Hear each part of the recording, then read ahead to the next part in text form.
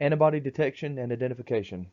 This is truly the bread and butter of blood bank, and kind of the jumping off point for a lot of people to figure out if you want to do blood banking or not. Some people dig into it, and this is where they really like it, and this is where we lose a lot of people. Um, as long as you get the basics of it for lab, for passing the class, for ultimately passing the registry, great. You may not be a blood banker, but if you like this part, usually you'll kind of be more inclined to blood banking, especially when you get to the clinical side of it. So, part of this thing, we start with an antibody screen. You can do antibody screens in tube method, gel technologies, microplate, or solid phase red blood cell adherence methods. Most hospitals around are going to do their screens either in a tube method or a gel method. So for the antibody screening tube, the reagent screening cells with known or tested antigens and a 2 to 5% RBC suspension. So we know what these red cells look like on a chart called an anagram. The patient or donor plasma is going to contain an unknown antibody, or maybe not. You're going to use potentiators such as LIS or PEG, albumin. It kind of depends on where you are and what they're using. And then we're going to read and grade the agglutination at various phases, including the AHG phase. So for antibody screens in a gel method, this was developed in 1985 by Ortho, also known as Ortho Clinical Diagnostics. It uses a dextran acrylamide beads with diluent or reagent in plastic cards. And depending on what you're testing, it depends on what diluent or reagent you're using. The cards are going to contain microtubules. This is where the reactions take place. The gel particles in these microtubules trap RBC agglutinins. These are read a little differently than in tube. So if you have something that traps that agglutinin in the top and it can't travel down the microtubule, it's a 4 plus. And if we have that cell button at the bottom and we didn't have any of the agglutination trapped in that microtubule, it's a 0. We'll see in a few slides exactly what that looks like in the gel method. So for an antibody screen in the microplate method, this is mainly used in donor testing centers such as the blood connection for the very reason that it allows large batches of testing. So we're not doing just a couple patients or, even a couple dozen patients. We're doing hundreds of tests a night. Actually, last night, before I was recording this, they did 1,300 of these.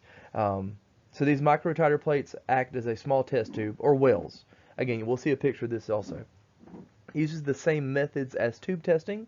We're just doing it in a well instead of a tube. All RBCs are concentrated in a button at the bottom of the well. That's a 4 plus. We've made an agglutinin. All the RBCs are spread across the well with no button, 0.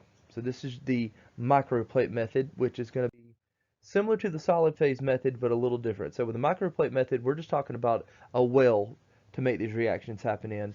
With the solid phase method, we have RBC membranes that are bound to the bottom of the well. When the patient plasma is added, if IgG antibodies are present, they attach to the RBC membranes at the bottom of the well. The plates or wells are then washed to remove the unbound antibody. Just like in tube method, we're washing it away. Indicator cells, which contain IgG-coated RBCs, are added to the well. If you remember in chemistry, think of it as like a sandwich technique. The wells are then centrifuged, bringing the indicator cells in contact with the bound antibody. So in this situation, you got to think about it backwards. If the cells are all concentrated on the bottom of the well, meaning we didn't have any of that antibody antigen complexes made, it's negative.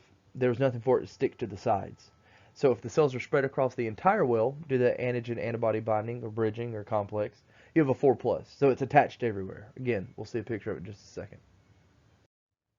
Oh yeah, here's the picture. So what we have on the left-hand column is going to be the test procedure of performing solid phase testing, and across the bottom is going to be what a solid phase results look like, and then kind of in that top right is going to be our gel. So if we look at the test procedure of doing our solid phase method, and Mission used to use solid phase method, and so we kind of taught you guys more of that in the lab component of it, but they have moved on to gel, which is why one big reason we've adopted the gel system, which most hospitals in western, eastern North Carolina and South Carolina use gel method, but just made to be aware of the solid phase. So we have those antigen coated wells. I'm going to draw. So we can see here, and we're going to add LIS, which again is a potentiator, 2 drops just like those two little drops, and 1 drop of our plasma or serum. When we see this is just a little bit different than doing it in a tube method. Tube method, we're going to be using 2 drops of plasma. So again, we have incubation, and then we wash. Now, it's maybe a little hard to see in this picture, but if we see in this well right here, we have all sorts of binding all over the place down here. And then analogous to that, we have this right here with no anything bound right here after the wash phase.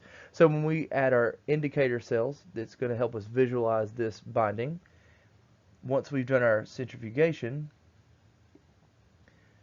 we're going to see here that all of that has bound. We got to think about this as a 3D image, and we're looking like it's a top-down view from here. And we see that strong positive reaction. Again, if we don't have any of that antigen and antibody bonding here, all those cells are concentrated on the bottom, we have negative. And of course, in the middle, we have that various weak positive. And if we look on the chart, bottom right, we see that a 4+ again looks like it's all covered. And again, it's backwards from a tube. That 4+ in a solid phase looks like a negative in tube, just like this negative in our solid phase looks like a 4+ in tube. So that's why it's really important to see, especially using well methods, because solid phase is a well method, just like a microplate. Is it truly a solid phase, or is it just a microplate method? And we can start to see the 3+ here. Looks like some of them concentrate on the bottom, but not a lot of them. The 2+, we have kind of that little hole in the middle, and with the 1+, we have just a little bit of the edge on the outside there for the 1+. And then for the range of reactions on our gel card, we have the negative with the red cell button on the bottom. We have the 1+ that carries up the microtubule a little bit. The 2+, we kind of see agglutination throughout the card. 3+, we're going to see that agglutination kind of that top bit of the card here, and then the 4+, we're really just seeing that agglutination kind of here up top. Mixed field, you can see this in a gel card a lot better than you can for a lot of people in tube. We will have some agglutination up here up top, and we will have what looks like a negative cell on the bottom as well, which happens for various reasons. We may get into those a little bit more when we get in person doing it hands-on. So the first thing we do is the screen.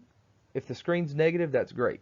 We're going to give the patient cross-match compatible, ABO compatible blood and send them on their way. But if it becomes positive, that's where blood makers shine. What do we do now? So patient history is going to be a big part of what we're looking at. Have they been transfused recently? Have they had any recent pregnancies? What's their diagnosis? What medications are they on? The race of the patient, if it's applicable. Yeah, there could be some issues that African Americans, Western African descended people are more prominent to have variant phenotypes. So if we're seeing something like that, or if we're seeing one of these rare, antibodies to high frequency antigens, the race of the patient is going to be real help to determine kind of what path we go to identify that. And when we're doing the screen, we're looking at what phases did the antibody or antibodies react. Did it react at immediate spin? Did it react at 37? Did it react at all phases? Did it solely react at HG? What are we looking at here? And again, is there variable strength of the reactions? Did we have 2 cells that were 1+ and 1 cell that was 3+? Did we have all the same reactivity strength? Because that can really help us know if we have, one or multiple antibodies, depending on what phase it reacted at and the strength of the reaction. Another big clue is what's the RH type of the patient. If they're RH positive, 9.9 times out of 10, they're not going to form an anti-D. But if we see that they're RH negative, then we know that anti-D could be a big possibility. We could also perform a DAT, direct antiglobulin test. We're going to have a whole separate lecture on that. But again, DAT, it's a 3 to 5% suspension of the patient's red cells. Wash them 3 times. We're adding a drop of HG. We're trying to determine, do we have antibody directly bound to those red cells? That's what the DAT, the direct antiglobulin test, as opposed to our antibody screens and our panels are going to be indirect antiglobulin tests. So if we're doing a DAT, if the DAT is negative, you lean more towards alloantibodies. If the DAT is positive, it's more autoantibody. antibody directed against self. A DAT is going to be a big factor to help us determine that. So we're going to set up a panel to determine the specificity of the reaction. So a panel, don't freak out, is nothing more than just additional cells to get a bigger picture of what antibody we're looking at. We want to use the same method as the screen. We want to compare apples to apples. We don't want to compare apples to oranges, because you can have certain antibodies that react certain ways in certain testing methodologies, and you really can't compare one to the other. At the Blood Connection, we do incorporate multiple testing methodologies to kind of get a good picture of everything to see what we're going to see. But for the most part, you want to make sure that the testing you're doing in your screen is going to be the same as in your panel, so we can get, like you said, a bigger picture and more cells. So the anagram is going to go from 3 cells to sometimes 10, 12, sometimes up to 24 cells. So our antibody ID panels, these are always going to be group O. Why group O? So we don't have any reactions with patients who may be A or B. So we don't have any of those A or B antigens on there to react with the naturally occurring anti-A or anti-B of other group people. So all ID panels, no matter if you're talking about gel panels or 2 panels, and screens, are always going to be group O. The results are recorded on an anagram. Then you're going to perform rule outs or cross outs. An autocontrol is tested along with the panel, may provide additional information. Autocontrol is not always performed. The DAT may yield similar information. So when we're doing ours at the Blood Connection, which it will differ from where you go and how they do it, we set up an autocontrol with our screen just to kind of get an idea of what we're looking at. As far as the rule outs and the cross outs, we're going to get to that in just a minute, but it's almost kind of like playing Clue to try to figure out what we have or what we don't have, but we will get there. So how do we interpret antibody panels? So, we understand what reactions look like, and we understand the grading. So, what is this telling us? So we could, again, look at the phase of reactivity. Did it react at immediate spin? Did it react at 37 or just Hg? How strong is the reaction? Do we have a weak reaction? Is it, 1 or 2 plus? Is it 3 or 4 plus? It's always going to help us interpreting the antibody panel. Again, our rule outs, based on the pattern of reactivity, what are we looking at? Are things reacting where they're supposed to or not where they're supposed to? And again, a lot of this is kind of going to be up in the air until we get a couple slides later. We'll actually do one of these piece by piece. So we're going to do the process of elimination based on the reactivity, determine what should or should not be there. We also have the rule of 3, and that says, do we have 3 cells reacting that contain the antigen to the antibody I suspect that we have, and do we have 3 cells that are not reacting that lack that antigen to the antibody I think we have? And is it going to match a pattern? If we're looking at that chart, and I think I have an anti-Duffy A, for instance, is reacting on all of my Duffy A cells and not reacting on my Duffy A negative cells. Finally, we want to antigen type the patient cells, because remember Landsteiner's rule, if we think the patient has an anti-Duffy A, they should be Duffy A negative. If we're thinking anti-Duffy A and they're Duffy A positive, we may be barking up the wrong tree. I had a case one time that I was just certain of what it was and got to my antigen type and threw me completely off course. But then when I used my antigen typing of my patient cells as part of the interpreting of the panel, it set me back on course for what I needed to do to follow these rules of ruling out, looking at my process of elimination, and rules of 3 to get me to where I needed it to be. So speaking specifically of phases of reaction, if an IgM antibody is present, it's more than likely going to react at immediate spin. This is room temperature or below, and it may be seen at 37 degrees. IgM antibodies are not routinely tested for because they're not clinically significant for the most part. An exception to this may be an anti-M that reacts at 37 or Hg. Some people will consider those potentially clinically significant, but they're not always. So it depends on what we're looking at. If an IgG antibody is present, it's more than likely going to react at 37, but definitely Hg. These don't react at immediate spin.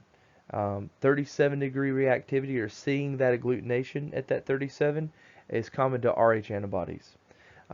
Reaction at different phases from one cell to another may be a way to indicate that you have more than one antibody.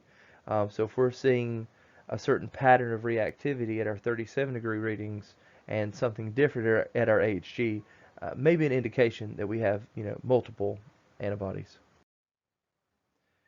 So for reaction strength, this is also known that it's really going to help us determine what we're looking at.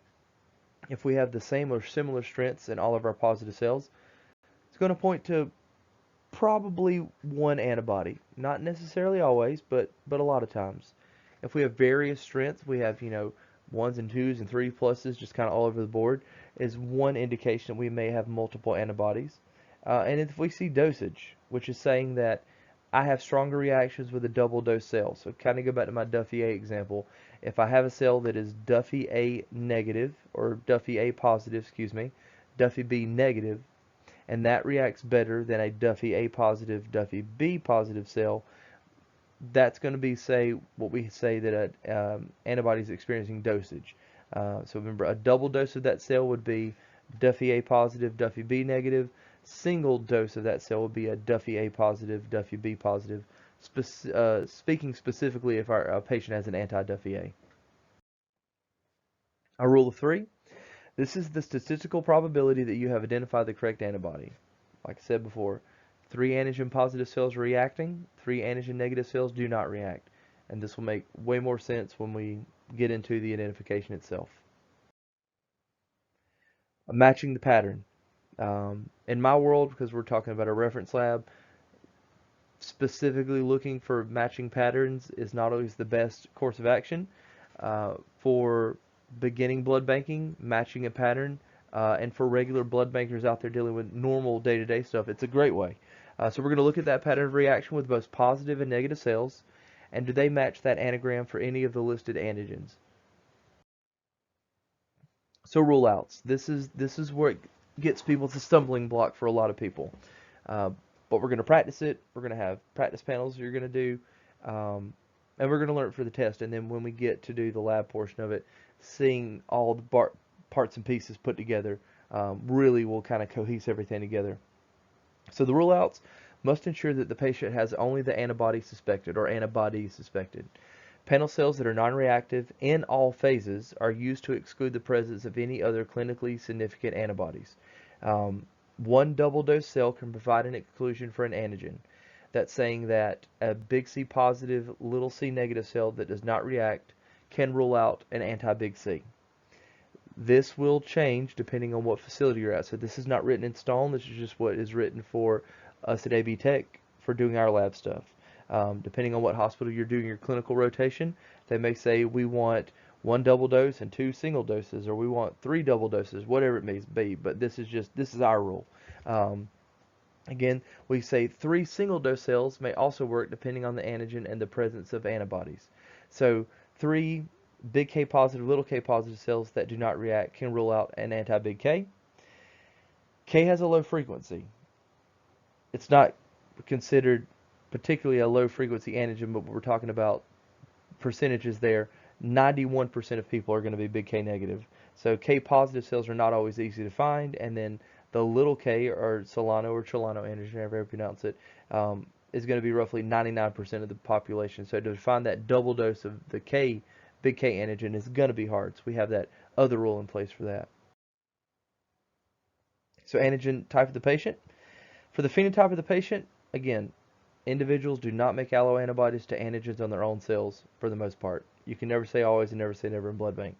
To confirm the identification of the correct antibody, the patient's cells must be tested as negative for the antigen in question. For what we're doing for the book, that basic rule applies. Individuals do not make alloantibodies to antigens on the red cells. Don't let me confuse you.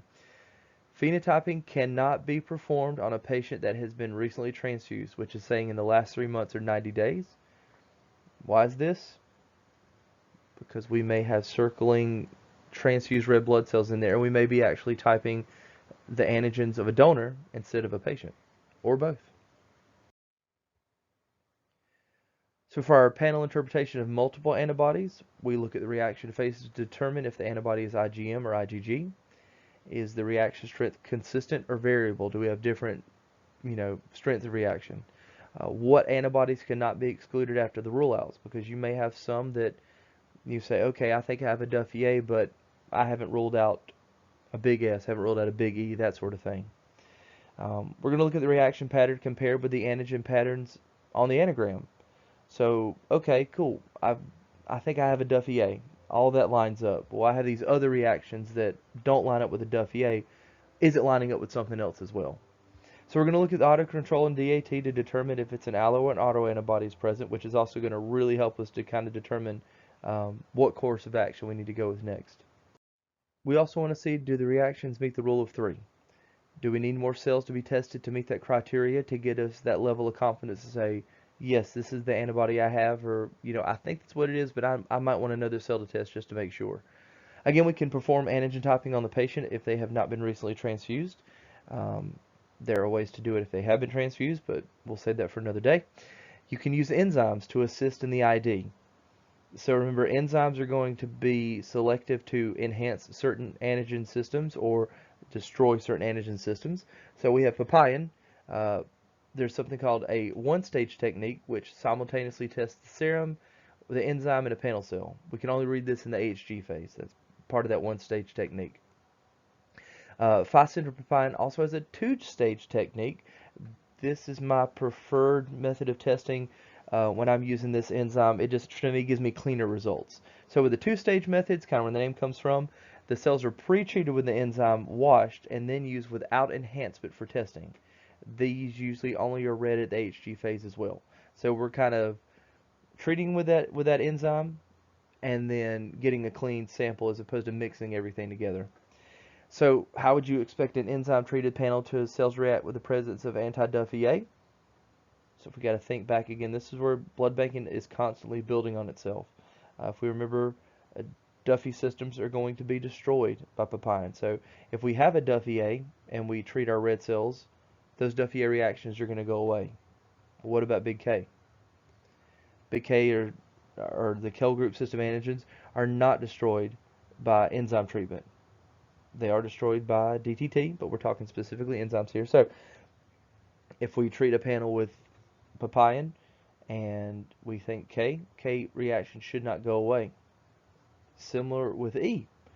E is in the RH system, and so if we treat a panel with enzymes for E, those reactions should actually get a lot stronger. And then for our M, if we think we have an M and we do an enzyme treatment of panel, those reactions should go away because our papain destroys the M, N, and S system. Definitely the M. The big S, little s, sometimes variable, but depending on the literature you'll read for that one is what they'll say. So multiple antibodies, selection of additional panel cells. Again, for some people that kind of are starting to get how we do these rule in and rule outs, the selection of the additional panel cells are stumbling block for a lot of people as well. But again, we're just adding more cells to it. So in this example, you're trying to determine if you have both an anti-C and an anti-E, or an anti-E and anti-K. So what cells do you choose? And which cells reacted?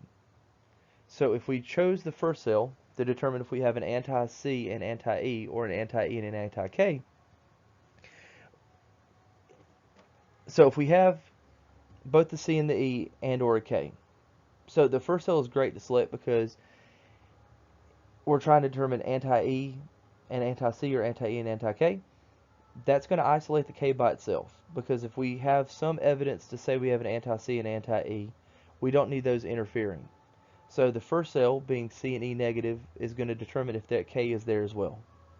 For that second cell, we're isolating the anti-big E if we think we have that. So we're selecting a cell that's C negative and K negative, but E positive. So with this cell, if we have the E is reacting, the C and the K that we may or may not have aren't going to interfere. Same thing with that last cell. We selected a big C positive cell that's big E negative and big K negative. If we have the C, it's going to react without any interference from the E and the K.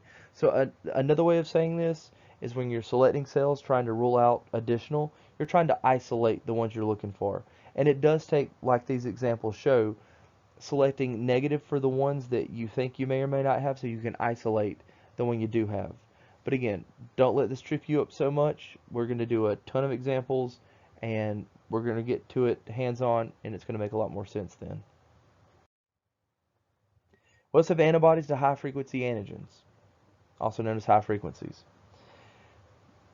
Normally normally high-frequency antigens are considered if they have a rate of a population of 98% or higher. They'll call it a high-frequency antigen. With this, because they're high frequencies, meaning that most people have these antigens, all or most of the cells may react. Some panels are set up to have one or two cells negative for certain high frequencies, so that you can kind of pick that out as well.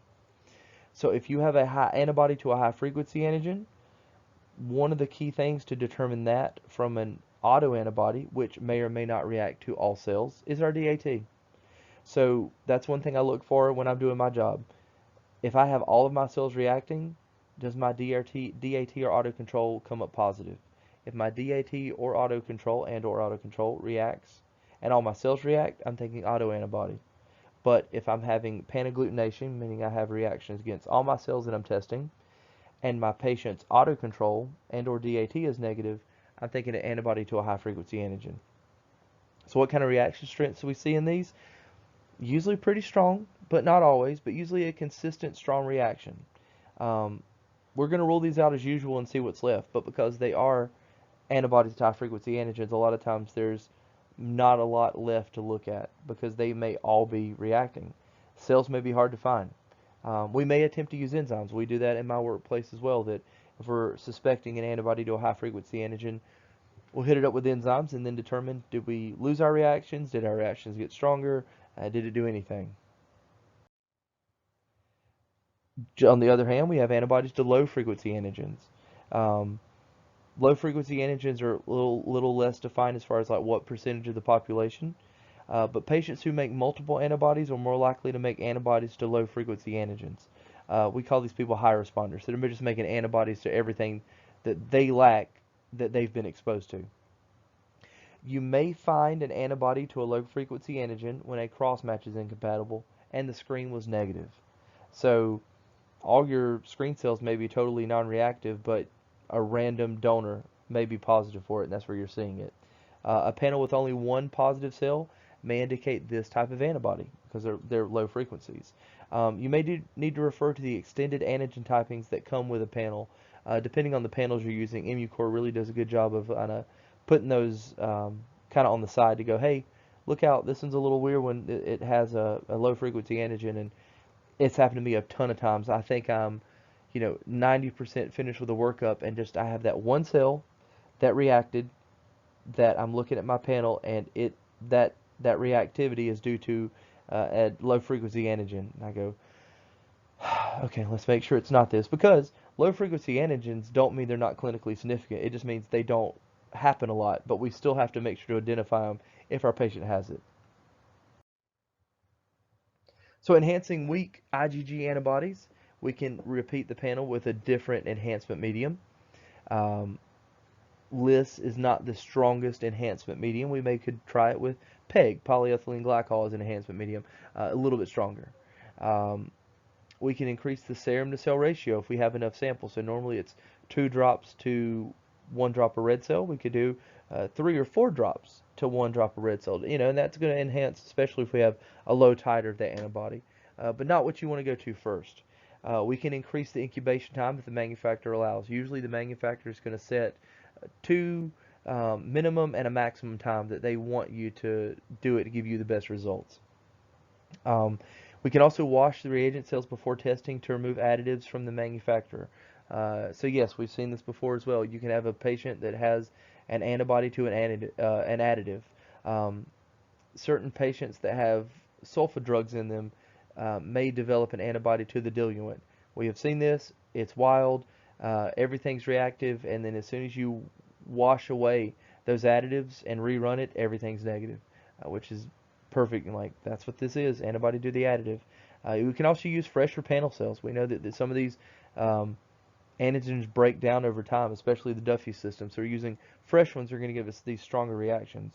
And we also want to use the freshest patient sample as possible, because we could have some less of reactivity if the sample just happens to have a little bit of age on it. All right, we're going to conclude this lecture by doing an antibody identification. step by step. Some of the information may be a little overwhelming at first, but I promise you this is not the first nor last time you'll see it. There's practice, and we're going to get it. So no big deal. All right, here's our panel. Just a couple things looking at before we really dive in to everything I'll highlight. We're looking at an EmuCore Panacell 16.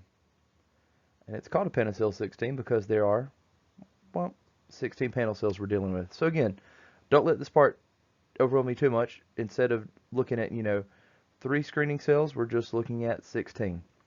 So a lot more information here. We do want to be mindful of the lot number and expiration we're using. This one just expired just a mere 4 years ago.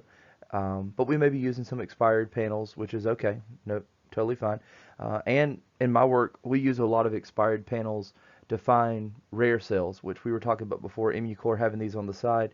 Some of these cells are going to be some more of our rare cells we're looking at.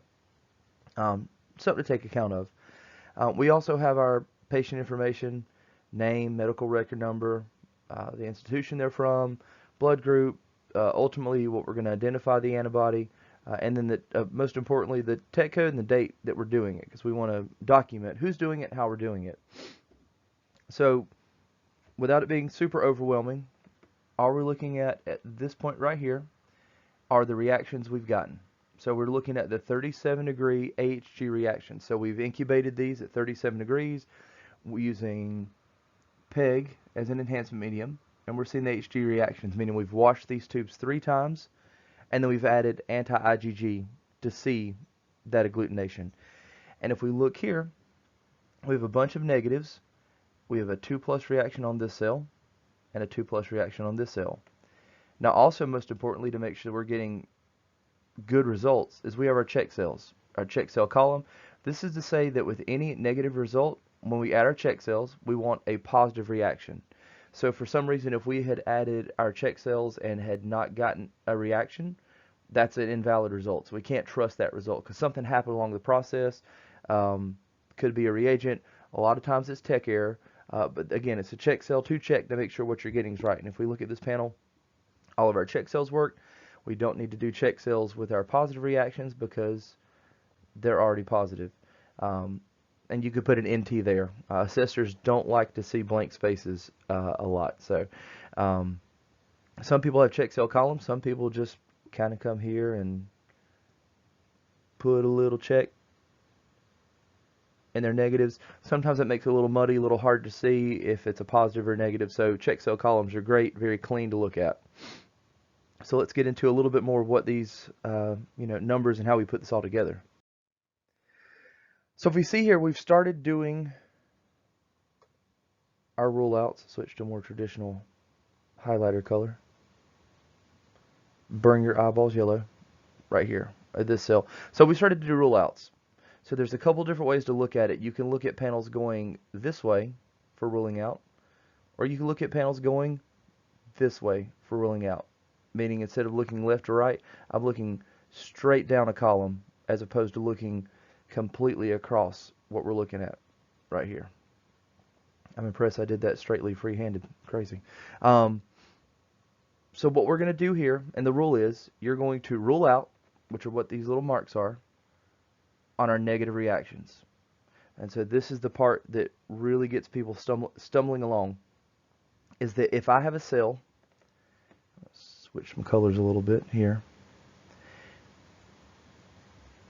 and it says that this cell right here, for the D, this one in particular is positive. So if we were to think we had an anti-D, this cell should react because we think there's anti-D in the plasma. We've tested it against a cell that's D positive, but it didn't react. So we're going to rule it out, which is why there's a mark there. Another key to that comes up top. I can change my color again.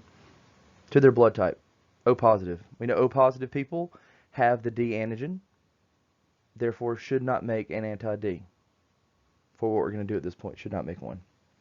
So if we start looking across the panel, kind of look what we did here is, remember, with our rule, if we have a single example of a double dose, And for example here, we have a double dose of the C, big C right here. Change colors to make this a little more visible. Double dose of the big C, meaning that it is big C positive, little c negative. So with this one, we've technically ruled out the big C. And if we're looking from left to right, we can see we don't have any reactions on the little c cell, so we can't make any marks. On our big E, little e cell here, we have a double dose. So remember, or excuse me, a single dose of the big E. So when we're looking at that, excuse me, we need 3 examples total. So we just have one on this line. But when we're looking down the panel, and we'll get there in a second, we may have an example of that double dose of the big E and or the little e, so we won't need the 3 as long as we have the single dose. So moving right along, we have the CW antigen. CW is a low frequency. Sometimes low frequencies, we can say we can rule those out with a single example of a positive antigen on our reagent cells, which this one is cell number 1, with a negative result, which is what we have. All right, then if we look at big K has no reaction, but our little k does have reaction, and it's a homozygous expression or double dose, we can rule it out. KPB is a low frequency, so we may or may not be able to rule that out completely. When we're doing our panels, we're not trying to hunt down those low frequencies specifically because of that. We basically just ask that you say, these are the ones that rule out, can't rule out low frequencies, and you just list the low frequencies that can't be ruled out. Because sometimes in panels, like in this one, the CW, you can rule it out. If we look next to the KPB, KPB is a high frequency antigen. So the high frequencies are relatively easy to rule out when you have a number of negative cells. The JSA, another low frequency. JSB is its antithetical high frequency. We've ruled it out. The Duffy A, we have a double dose. We can rule it out. Duffy B, no reaction. We're going to move on. JK A and B, it's heterozygous. So we would need at least 3, or we might have 1 if we keep moving down. Lewis A is negative. Lewis B positive. We can roll out the Lewis B. Our P1 doesn't have an antithetical, so nothing on this one, but we'll get to it. Our M and N, heterozygous expression, so we can't do it with just this one. Big S is negative, little s positive, so we can rule that one out. Lutheran A is a low frequency, so we may or may not get to that one. Then our Lutheran B is going to be positive, we can rule it out. And the XGA is the sex linked, and we can rule that one out as well. So I'll try not to draw as much because there's already drawings all over this, not to muddle it up too much. So I'll draw a little bit. I lied. So with here, we go down to this is the first one. So now we're on this one, cell number 2, second one we're looking at. And we're doing the same thing, going across the panel from left to right, seeing additional cells that we could or couldn't rule out based on our initial response. So the first one that kind of comes to me is that we now have a homozygous expression of our little E antigen here and can rule it out. I'll skip the V. I apologize for the first one. V is another low frequency that may or may not be positive on the panel. Might be something you have to say, okay, I can't rule it out due to low frequency. Again, we're not trying to chase it. Just going to mention it. Nothing changed for these guys over here as we move through the Kale system. Another homozygous for the Duffy. If we look at the JKB, we now have a homozygous and can rule out the JKB. Lewis has remained the same. We now have 1 for our P1 to rule out, which is great.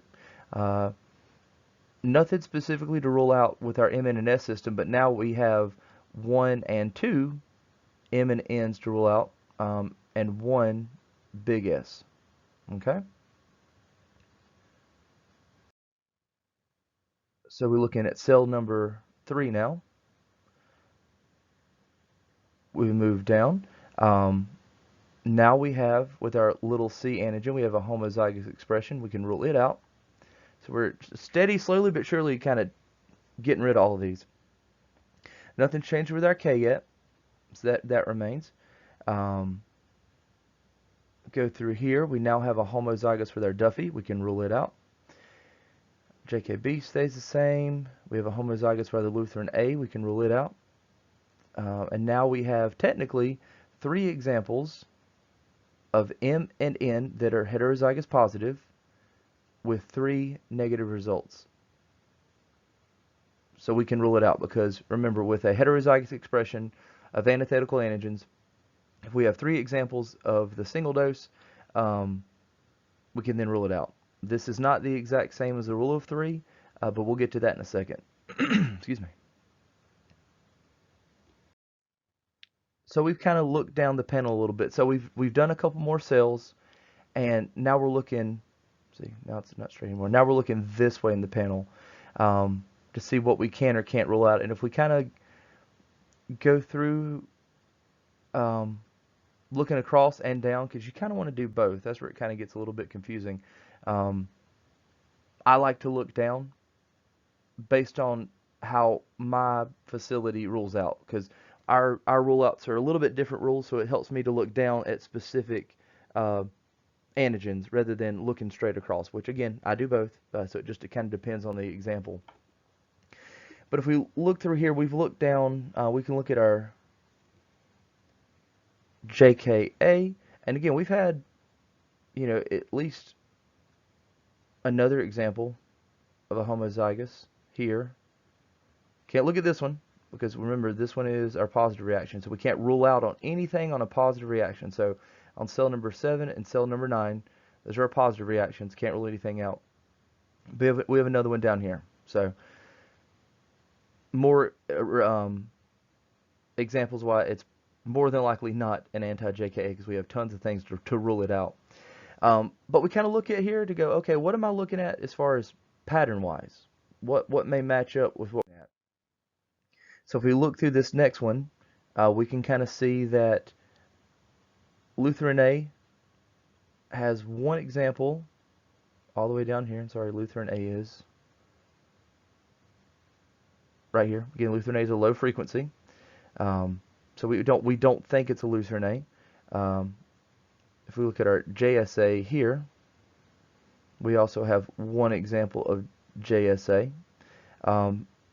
Because usually we use this one rule because you have a high frequency versus low frequency, and we're not trying to, again, not trying to kill ourselves, trying to rule out low frequencies because they're low frequent. Their frequency is low. We're probably not going to see them. So again, we say more than likely not that. But if we kind of look through here and we say, okay, pattern-wise, I have negative results down to cell number 7, and then a negative cell, a positive cell at 9, and then negative the rest of the way through. I kind of look here and see that. So we've ruled out all these things here. Well, V's not ruled out. Okay, V's not in there. Low frequency. K's over here. Oh, well, we have a reaction at number 7 here. Okay, negative. Another reaction. Cool. And then negative all the way through. So this is what we would say fits a perfect pattern of a K. And if we kind of look through these others that we've ruled out, that's really kind of the only one we have left. So in this next slide here, it shows just that we have a K that fits the perfect pattern of being reacted on cell number 7 and number 9 with no other reactivity, with everything else ruled out, and with the others ruled out due to low frequency. So this kind of comes into a couple different things. What we do from here is that the next thing we absolutely want to do is we want to type that patient for anti-K. Does the patient have the K antigen on their red cells? If they have the K antigen on their red cells, then, well, I'm not sure what we're doing right now, but we're going to figure it out. Usually at this point, these results are going to complement each other. We're going to say, cool, looks like I have an anti-K. We antigen type the patient with the anti-K antisera. Their red cells are going to lack the K. They're going to be big K negative and therefore be able to make an anti-big K if exposed to blood. And, we're going to put that all together with their medical record. Has our patient been transfused before? Have they been pregnant before? All these things to go, more than likely she can make an anti-K. So we're antigen typed them. This is kind of where it brings in the rule of 3, and depending on how your facility does. So if they're very staunch with their rule, well, with the rule of 3, we have to have 3 positive reactions and 3 negative reactions to confirm it. This panel by itself, based on that rule, is not enough to confirm with the rule of 3 the anti-K. But we have to think, why did we do a panel in the first place? We did a panel in the first place because we had a positive screen. That's going to be our third example of our anti-K, at least. K is usually at least one on a screen. That's going to be our third example, because if we don't have a positive screen, we really don't have a reason to do a panel. We're not trying to find something that's there if nothing is there. Um, so again, there's a lot going on with this. This is the first one. There will be very many more. We'll do it together. We'll do it in person. It's going to be great, but this is the first bridge to kind of get over, the little hurdle across, and we're going to go from there. See y'all next time.